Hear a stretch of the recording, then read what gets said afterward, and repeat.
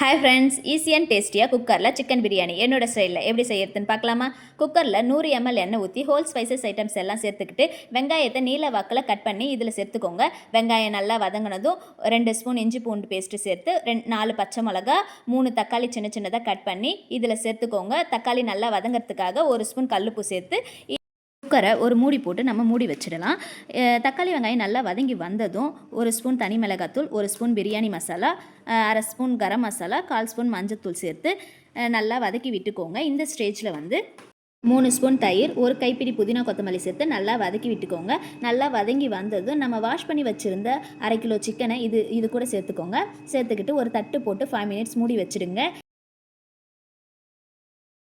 இதிலே சிக்கன் நமக்கு 50% வரைக்கும் குக் ஆகிடும். இந்த ஸ்டேஜில் நல்லா எண்ணெய் பிரிஞ்சு வந்ததுக்கப்புறம் 1/2 கிலோ சிக்கனுக்கு 1/2 கிலோ பாஸ்மதி ரைஸ் 20 மினிட்ஸ் ஊற வச்சு எடுத்து வச்சுருக்கேன். அதை இது கூட சேர்த்து நல்லா கிளறி விடணும்.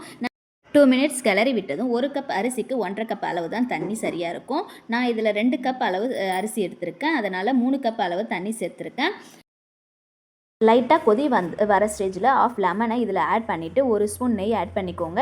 இப்போ குக்கர் மூடி போட்டு கரெக்டாக ஹை ஃப்ளேமில் வச்சு ஒரு விசில் வந்ததும் ஆஃப் பண்ணிவிடுங்க. இந்த ப்ரெஷர் ஃபுல்லாக இறங்கினதும் குக்கர் ஓப்பன் பண்ணி பாருங்கள். நமக்கு சூப்பரான உதிரியான பாஸ்மதி ரைஸ் பிரியாணி ரெடி. ரொம்ப டேஸ்டியாகவும் இருக்கும். ட்ரை பண்ணிவிட்டு கமெண்ட் பண்ணுங்கள். நெக்ஸ்ட் ஒரு வீடியோவில் பார்க்கலாம். என்னோடய வீடியோஸ் உங்களுக்கு பிடிச்சிருந்தா சப்ஸ்கிரைப் பண்ணிக்கோங்க. பாய்.